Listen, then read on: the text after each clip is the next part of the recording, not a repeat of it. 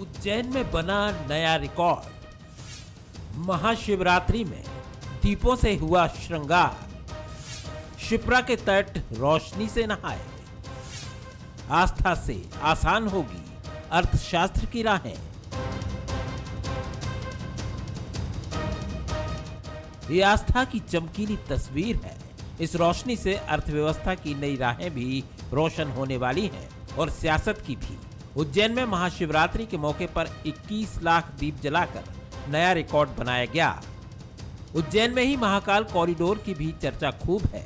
पर्यटन के लिहाज से महाकाल कॉरिडोर काफी अहम माना जा रहा है और पर्यटकों की सुविधा के लिए भी शिवराज सरकार लगातार कुछ नया करने में जुटी है। अभी हाल ही में केंद्रीय मंत्री नितिन गडकरी जब यहां आए थे, तब शिवराज ने आस्था से अर्थशास्त्र को गति देने के लिए नया आइडिया भी सुझाया था। मैं आपसे एक निवेदन कर रहा हूं, अपने महाकाल बाबा की नगरी को मास रैपिड ट्रांसपोर्ट से जोड़ने की कृपा करें। गडकरी जी तो कहीं केबल कार चला रहे हैं, कहीं पानी में बस चला रहे हैं। मैं उनसे निवेदन करता हूं कि एक ऐसी बस हवा में चला दो कि रेलवे स्टेशन उतरे लोग, बस में बैठे और सड़क के बजाय हवा से ही महाकाल मंदिर पे आ जाएं। आपको मजाक लग रहा होगा, यह संभव नहीं है, यह संभव है। महाशिवरात्रि पर दीपोत्सव का आयोजन भी उसी आस्था से अर्थशास्त्र की ओर बढ़ाया गया कदम है। हालांकि कांग्रेस काल में भी ओम सर्किट जैसी बातें चर्चा में रहीं। कहा गया कि ओमकारेश्वर, इंदौर और उज्जैन को जोड़कर एक नया इकोनॉमिक सर्किल तैयार किया जाएगा, मगर वो बातें शिवराज के आते ही धरातल में मूर्त रूप होती दिख रही हैं। दरअसल ये कॉन्सेप्ट पीएम मोदी का है। पहले जब वो गुजरात के सीएम रहे तो सोमनाथ को डेवलप किया, फिर केदारनाथ और वाराणसी पर फोकस किया। इसी का हिस्सा महाकाल और ओमकारेश्वर भी है। अगर हम लोग फंड के हिसाब से देखें, परिसर के हिसाब से देखें, श्रद्धालुओं की सुविधा के हिसाब से देखें, तो मुझे लगता है कि धार्मिक स्थलों में और जो धार्मिक पर्यटन के मामले में भारत भर में ये एक अकेला ऐसा केंद्र बनकर उभरेगा जिसकी तुलना किसी दूसरी जगह से करना मुश्किल होगी। माननीय मुख्यमंत्री जी के प्रयासों से बेस्ट कॉरपोरेशन करके एक बड़ी इंडस्ट्री है जो लगभग 5,000 लोगों को रोजगार देगी। उसने अपना काम चालू कर दिया है। प्रतिभा सिंटेक्स भी यहाँ पर आने वाली है, उनका ज़मीन भी अलॉट हो गई है, वो भी लगभग 5,000 लोगों को रोजगार देने वाले हैं। उद्योग विभाग ने एक आईटी पार्क और एक फिनटेक सिटी नाम से जो है वो बनाने की योजना की इच्छा जाहिर करी है। उस संबंध में कम्युनिकेशन किया है। हमने एक इंडस्ट्रीज़ का पूरा पूल भी लैंड का तैयार किया है जो लगभग 150 हेक्टेयर का भी हमारा हो गया है। उसके लिए भी इंडस्ट्रीज़ लगातार हमसे संपर्क कर रही हैं। हमको मालूम है ईयर एंडिंग में अंग्रेजी साल को लेकर के यूरोप कितनी तैयारी करता है, अरब में बहुत बड़ी तैयारी होती है। तो हमारे धार्मिक त्योहारों को अगर हम इस ढंग से लेते हैं तो दुनिया का ध्यान आकर्षित होता है और ये पर्यटन को भी बढ़ावा देगा और हमारी अपनी उस गौरवशाली परंपरा को भी प्रज्वलित करेगा, जिसके कारण से हम दीप संस्कृति में विश्वास करते हैं। महाकाल प्रोजेक्ट से दो तरह की तस्वीर बदलेगी। पहला, दर्शन आसान होंगे। दूसरा, दर्शन के साथ लोग धार्मिक पर्यटन भी कर पाएंगे। कैंपस में घूमने, ठहरने, आराम करने से लेकर तमाम सुविधाएं होंगी। 2 से बढ़कर 20 हेक्टेयर में फैलने जा रहा है महाकाल कैंपस। काशी विश्वनाथ कॉरिडोर से ये 4 गुना बड़ा हो जाएगा। अंदाजा लगा लीजिए कि आस्था से अर्थशास्त्र की राह कितनी आसान होगी। अब सवाल ये है कि जब ये सब होगा तो क्या सियासत श्रेय नहीं लेगी? नमस्कार, मैं शरद द्विवेदी और हमारा आज का मुद्दा है बीजेपी का फार्मूला आस्था से अर्थशास्त्र। कुछ चीज़ें लगातार आज़ादी के बाद से आगे बढ़ते हुए हमसे छूटी हैं, इसको मानने में हिचक नहीं होनी चाहिए।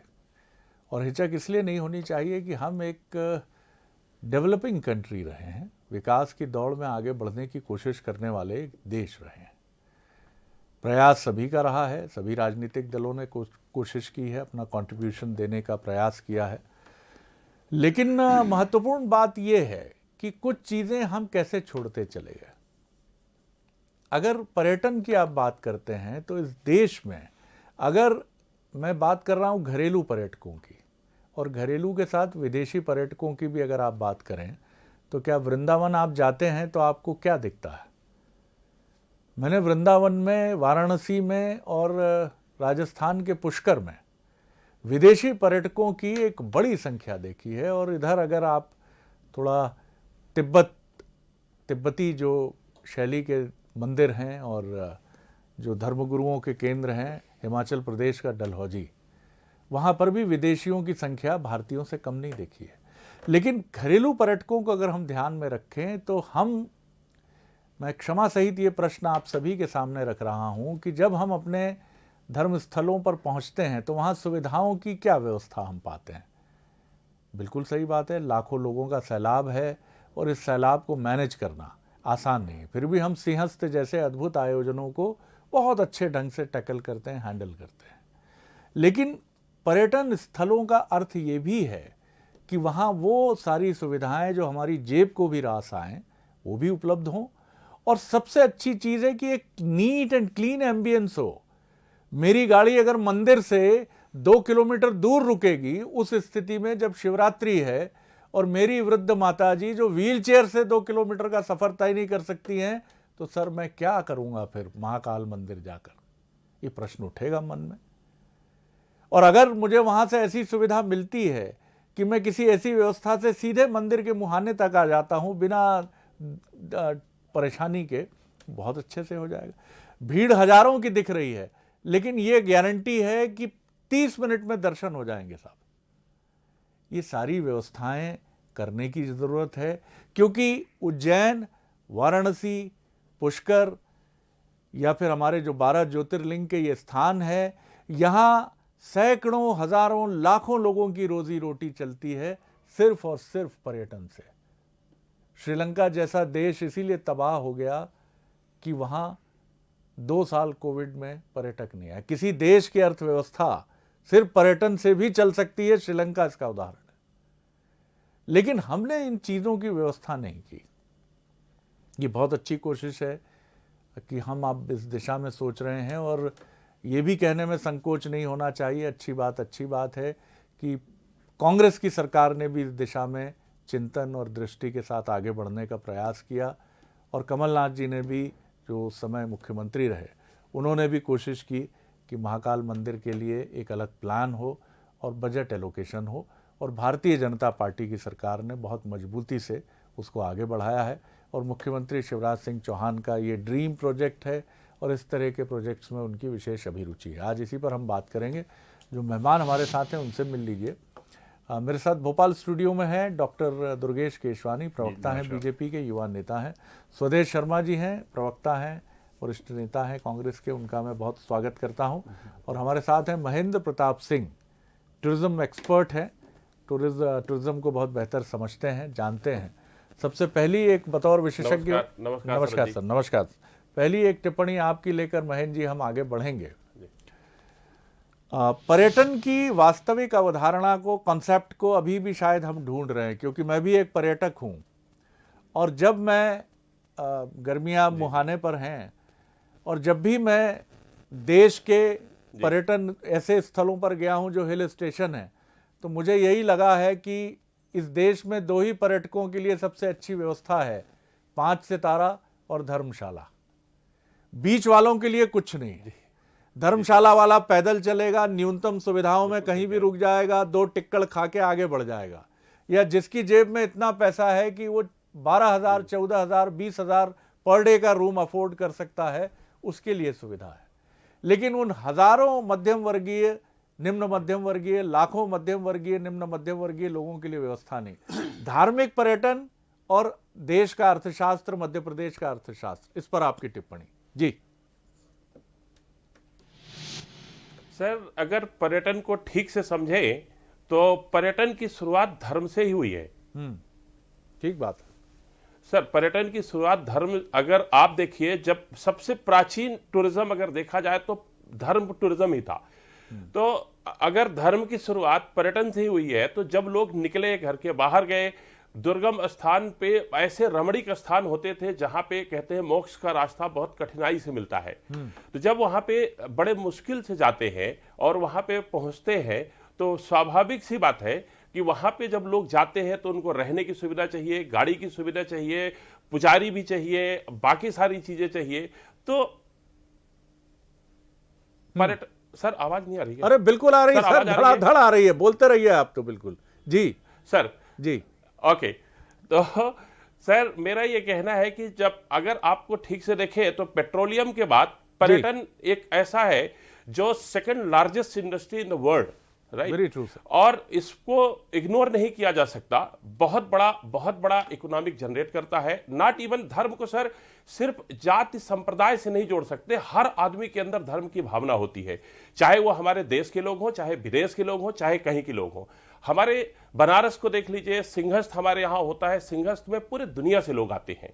सर इसका ये मतलब नहीं है कि सिर्फ जाके पूजा करना, वो हमारा कल्चर देखने आते हैं, हमारा संस्कार देखने आते हैं, हमारी लाइफ स्टाइल को देखते हैं और ये देखते हैं कि इतने पुराने समय में हमारे इतने भव्य मंदिर कैसे हैं। और ये हम लोगों के लिए सर बहुत सौभाग्य का विषय होगा कि मध्य प्रदेश में इतनी बड़ी चीज बनने जा रही है। इसका हर आदमी को बढ़ चढ़ के स्वागत करना चाहिए, समर्थन करना चाहिए। बीइंग एक्सपर्ट की मैं बात करूं सर, पूरे दुनिया में जब हम लोग जाते हैं हमको लगता है कि हमारे यहाँ का इतना बड़ा पर्व जो सिंहस्थ है वो पूरे दुनिया में विख्यात होना चाहिए। आज आप देखिए रिलीजियस टूरिज्म हमारे मध्य प्रदेश नहीं, हमारे देश में नहीं, पूरे दुनिया में हर जगह पे लोग जाते हैं। आप इटली जैसे वेटिकन सिटी में जाके देखो, एक दिन में 1.5 से 2 लाख लोग पर डे वहां जाते हैं। तो उसका ये मतलब नहीं है कि सर वहां की चीजों को देखने जाते हैं कि 10,000 पुरानी पेंटिंग्स हैं। बिल्कुल सर, मैं कैसे लौटूंगा। लोग रहते आदित्य थे, महेंद्र बनारस जी, की गलियों में जाते हैं। आपने हमारे बहुत यहाँ सुंदर आरंभ किया है, आपने बहुत सुंदर आरंभ किया है और जिसको कहते हैं कि एजेंडा सेट कर दिया है आपने। और मुझे लगता है कि धर्म की इस व्याख्या की हमें इस मायने में भी बहुत आवश्यकता है कि धर्म का हमारा जो सनातन परंपरा के 4 बिंदु हैं वो धर्म, अर्थ, काम, मोक्ष से जुड़े हुए हैं। तो धर्म मोक्ष दायिनी तो है ही, लेकिन इसके साथ अगर वो अर्थ प्राप्ति का भी एक और लोकोपकार के लिए, यानी अगर लोगों को रोजगार मिलता है, उस शहर को, उस राज्य को लाभ मिलता है जहां धार्मिक पर्यटन विकसित होता है, तो ये लोकोपकार का भी एक, मैं कठिन हिंदी बोल रहा हूं तो क्षमा कीजिएगा, यानी लोगों की वेलबींग के लिए इस्तेमाल होता है, उनके वेलफेयर के लिए इस्तेमाल होता है, तो ये बढ़िया होगा। आज शिवरात्रि का अवसर है सर, तो थोड़ा हिंदी के प्रति अनुराग है, छलक पड़ता है। स्वदेश जी आपकी तरफ आ रहा हूं। अरे सर बिल्कुल जी शरद जी बिल्कुल अच्छी बात है और महाकाल में इस तरह का आयोजन होना ये बड़ा ऐतिहासिक है और होना चाहिए। मैं तो ये समझता हूँ कि आज नहीं, 17 वर्ष से सरकार इनकी रही, उसके पहले हो जाना चाहिए था।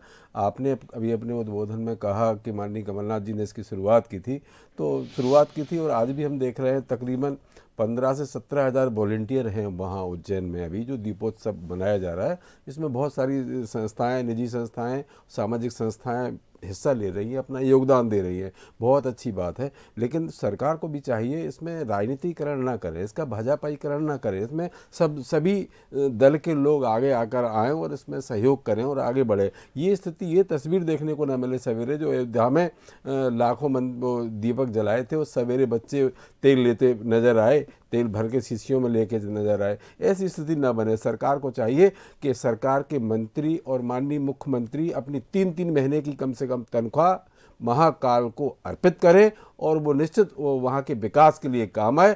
टैक्स पर क्या पैसा तो लग रहा है, चलो ठीक है, लेकिन ये मंत्री उनकी भारी भरकम तनख्वाह होती है, 1.25 लाख 1.5 लाख रुपए होती है, 3-3 महीने की अगर ये दे देंगे तो अच्छा रहेगा, बहुत अच्छा रहेगा। फिर सरकार अपना नाम भी करेगी और हम समझते हैं इससे सबका कल्याण होगा। थोड़ा और व्यापक कर देते आप। कई लोगों की छिपी हुई कमाई है और हम तो ये भी सुनते हैं, क्षमा चाहूँगा कि बिल्कुल सही, कई छोटी छोटी दुकानें ऐसी हैं कि जिनमें जो शौकीन लोग जाते हैं चाय पीने के लिए, पान खाने के लिए, उनका महीने का टर्नओवर लाखों में होता है साहब। तो सब आगे आएँ, ये सबके भले की चीज़ें हैं। जिनकी छिपी हुई संपत्ति है, जिनकी खुली हुई संपत्ति है, राजनेता चूंकि आसानी से पकड़ में आ जाता है, चाहे स्वदेश जी हों चाहे दुर्गेश जी हों, तो हम तुरंत पकड़ लेते हैं कि ये आप ही का दोष है, ये आप ही का किया हुआ है, आप ही राजनीतिकरण करते हैं, आप ही इस कृत्य को कारित करते हैं। इसको चलने दीजिए, राजनीति है। लेकिन मुझे अच्छा लगा कि आपने इस पहल को अप्रिशिएट किया खुले मन से। और निश्चित तौर पर हम आज जहाँ खड़े हैं, इसमें एक बड़े लोकतंत्र में, जिसको प्रधानमंत्री ने भी रेखांकित किया था जब वो प्रधानमंत्री बने और प्रधान सेवक के नाते उन्होंने सदन को दंडवत प्रणाम किया, तो उन्होंने सभी के अवदान को याद किया, पूर्व प्रधानमंत्रियों को जो अलग अलग दलों के रहे। और यही वो बड़ा मन है जिसको लेकर भारतीय लोकतंत्र अपनी मजबूती के साथ आगे बढ़ता है। डॉक्टर दुर्गेश केसवानी, आपने सुनी महेंद्र प्रताप सिंह जी की भी बात और स्वदेश जी की भी बात। जी, सबसे पहले तो शरद जी, बंसल के दर्शकों को महाशिवरात्रि पर्व की हार्दिक शुभकामनाएं, और साथ ही साथ मध्य प्रदेश के सभी लोगों को शुभकामनाएं कि आज निश्चित रूप से इतिहास में मध्य प्रदेश का नाम दर्ज हो गया। 21 लाख दिए बाबा महाकाल की नगरी उज्जैन में प्रज्वलित किए गए और निश्चित रूप से एक भव्यता के साथ महापर्व को मनाया गया। मैं आपका भी साधुवाद देना चाहता हूं शरद जी कि आज का जो विषय आपने रिलीजियस टूरिज्म की तरफ आपने इस चीज़ को जो लेके बढ़े हैं, निश्चित रूप से मध्य प्रदेश के लिए ये मील का पत्थर साबित होगा। अनेक हमारे मध्य प्रदेश में ऐसे दर्शनीय स्थल हैं टूरिज्म को लेकर भी, और आस्था को भी अगर हम जोड़ के बात करें तो फिर महेश्वर हो जाए, ओंकारेश्वर, सांची, एक वो भी तीर्थ के रूप में उनके बौद्ध धर्म के लिए बड़ा वो है, और उसके लिए हमारी सरकार ने अनेक काम किए। बाबा सोमनाथ जी का मंदिर जैसे अभी इसमें बताया, और केदारनाथ जी का, वाराणसी का, और अब महाकालेश्वर भगवान का जो कॉरिडोर के रूप में आज माननीय मुख्यमंत्री जी ने, जब नितिन गडकरी जी आए तो नितिन गडकरी जी ने उज्जैन को चारों तरफ से जोड़ने का प्रयास किया है, और उन्होंने सभी प्रोजेक्ट्स पे उन्होंने सहमति जताते हुए कहा है कि आप मध्य प्रदेश की जो धर्म नगरी है उज्जैन, निश्चित रूप से अगर उसको आप डेवलप करते हैं तो उसमें सरकार साथ खड़ी है। 15,000 करोड़ से ज़्यादा की घोषणा उन्होंने की, और निश्चित रूप से जैसा महेंद्र प्रताप सिंह जी भी कह रहे हैं कि अगर हम रिलीजियस टूरिज्म को लेकर आगे बढ़ेंगे, अगर हम जोड़ेंगे उनको, निश्चित रूप से अनेक पर्यटक आएंगे। जो आपने बात की विदेशों को लेकर, और मध्य प्रदेश के जो टूरिज्म स्थल हैं, रिलीजियस स्थल हैं, निश्चित रूप से पूरे विश्व पटल पे आने चाहिए। उसके लिए हम सबको प्रयासरत रहना चाहिए। चाहे कांग्रेस हो, चाहे हम हो, कोई भी पार्टी हो, निश्चित रूप से अपने धार्मिक स्थलों की, अपने प्रदेश को निश्चित रूप से अगर आगे बढ़ाने का काम करेंगे तो वो मध्य प्रदेश को जो स्वर्णिम मध्य प्रदेश बनाने की ओर अग्रसर होगा। बिल्कुल आपने ठीक कहा। और जब इस संबंध में हमने इंदौर कलेक्टर से बात की थी तो ये बात बिल्कुल ठीक है कि कोई भी बहुत अति व्यस्त इन्वेस्टर किसी भी शहर में आता है तो उसका एक प्रश्न ये भी होता है कि जो बचा हुआ समय है तो मैं क्या कर सकता हूँ। अब आप उज्जैनी में आते हैं और जहाँ का जाहिर तौर पर एक ऐसा अद्भुत शहर जो दुनिया के प्राचीनतम शहरों में है, वाराणसी तो दुनिया का सबसे प्राचीनतम शहर है ही, उज्जैनी की गणना भी प्राचीन शहरों में होती है, और वहाँ एक धार्मिक पर्यटन, तो आपके पास एक एजेंडा है। और जैसा नितिन गडकरी जी ने कहा कि प्लेन सीधे लैंड करेगा सड़क पर, इधर ट्रैफिक रुकेगा, उधर ट्रैफिक रुकेगा, 50 फीट ऊपर बस चलती हुई नज़र आएगी, और अगर आप शिप्रा को तैयार कर देंगे तो हम तो वहीं उतार देंगे प्लेन आपका। और ये चीज़ें होंगी तो क्या ये एक फन नहीं होगा कि आप उज्जैन आ रहे हैं लेकिन आपका प्लेन लैंड कर रहा है हाईवे पर, नेशनल हाईवे पर, या आप उतर रहे हैं शिप्रा के जल में।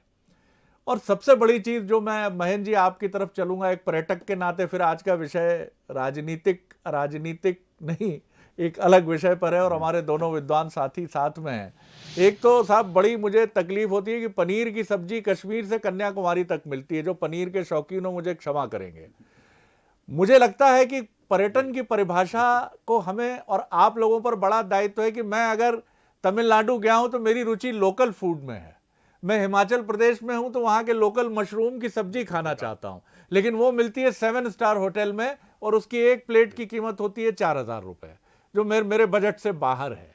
लोकल फूड, लोकल लोगों के साथ रहना, उनकी संस्कृति, उनके कल्चर को समझना, जो विदेशी करते हैं लेकिन हम नहीं करते हैं उसको। हमें अपने टूरिज्म की एक व्यापक शब्दावली को बदलने की जरूरत है। सर, इस पर आपकी राय? जी महेंद्र जी।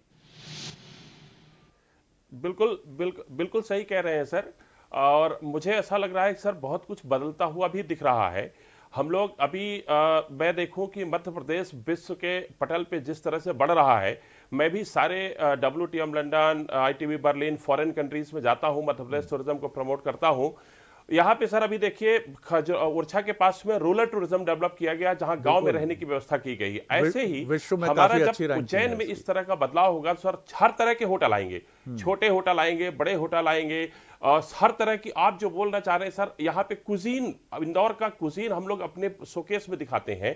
हमारे यहाँ का मालवा का फूड अलग होता है, बुंदेलखंड का अलग है, बघेलखंड का अलग है, और उसके अलावा सर लोकल हर चीज, आज लोकल फोकल का जो कॉन्सेप्ट चल रहा है सर, वो बहुत तेजी से आगे आएगा। और इसको हमें सिर्फ शोकेस करने की जरूरत है, लोगों तक पहुंचाने की जरूरत है कि साहब हम तैयार हैं, हमारे मध्य प्रदेश में हर सुविधाएं हैं, और हर वो चीज हम आपको खाने से लेके, पहनावे से लेके, शॉपिंग से लेके हर वो चीज देने के लिए तैयार है। और मध्य प्रदेश इसके लिए बहुत सक्षम है। इसीलिए मध्य प्रदेश हिंदुस्तान का दिल है, इसीलिए हम कहते हैं सर यहाँ पे हर काम हम दिल से करते हैं। मैं कहता हूं सर, घूमो अपना देश, सबसे पहले मध्य प्रदेश। वाह वाह वाह, बहुत स्वागत है आपके इस कथन तो का। इसमें जी, आगे जी जी, मैं हमारे माननीय प्रधानमंत्री जी ने कहा था घूमो अपना देश। मैंने सर WTM लंदन और सारी जगह में एक ही लाइन जोड़ी थी, सबसे पहले अपना मध्य प्रदेश, राइट। तो मैं ये चाहता हूं सर, और जैसा आज आपने ये विषय रखा है सर, बहुत सराहनीय है।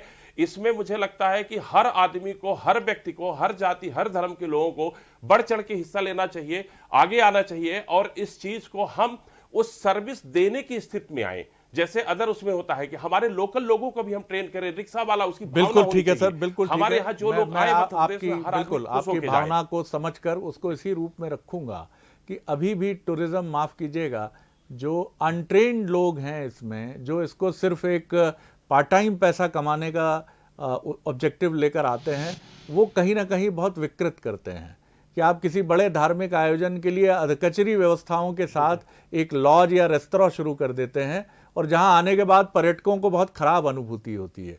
बुटीक टूरिज्म उसको बोलते हैं जहां आप किसी बड़ी जगह जाते हैं, आप प्रयागराज गए तो आप उसके आसपास गंगा नदी के आसपास के निवासियों के घरों में ही रुकते हैं, लेकिन वो घर क्या उतने साफ सुथरे, हाइजीन और मेंटेन्ड हैं जैसा यूरोप ने एक मॉडल डेवलप किया है। इसकी हमें ज़रूरत है।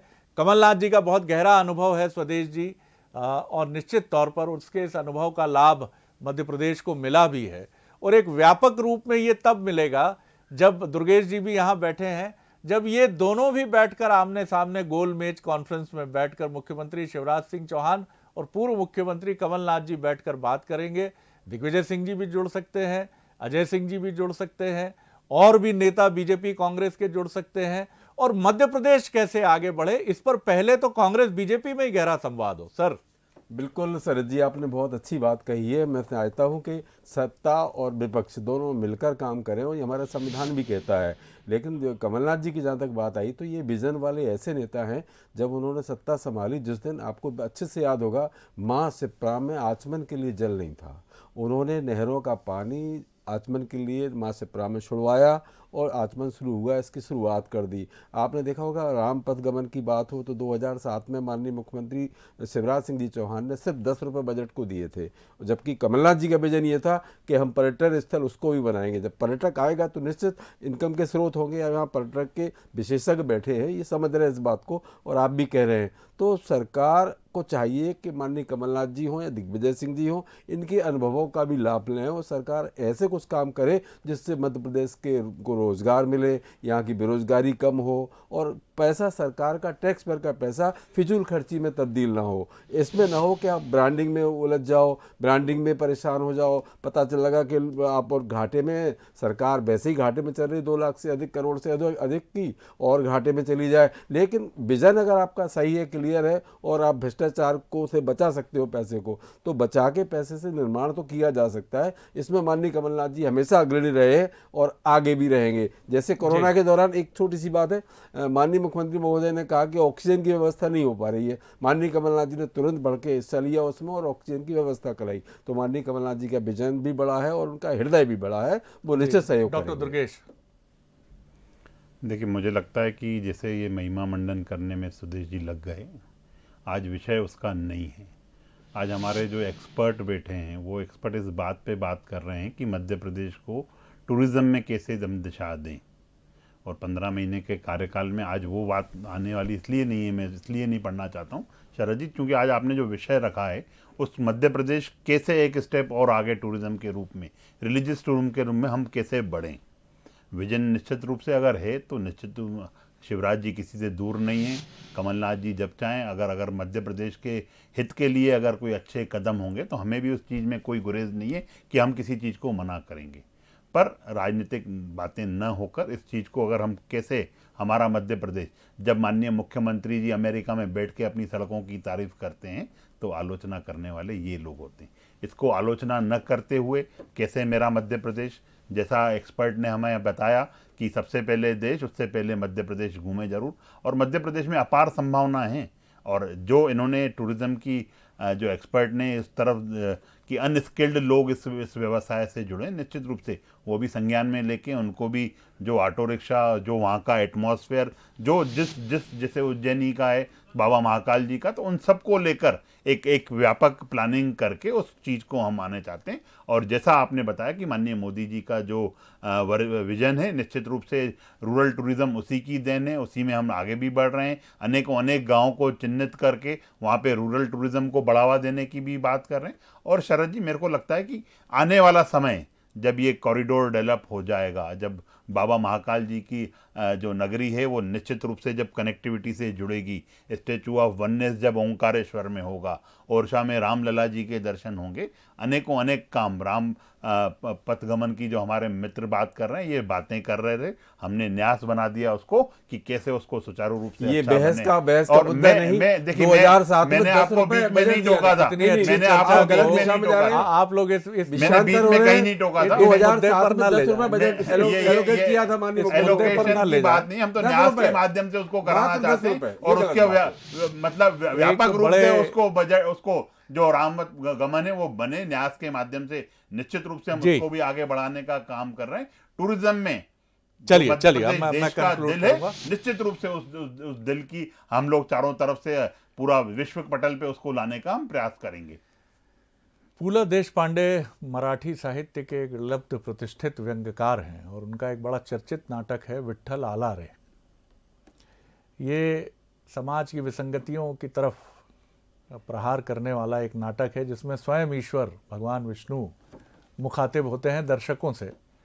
उस नाटक का जो एम्बियंस है, उसके जो पात्र हैं वो नहीं सुन पाते उन्हें, लेकिन दर्शक सुनते हैं और उस तीखे व्यंग का खूब आनंद उठाते हैं।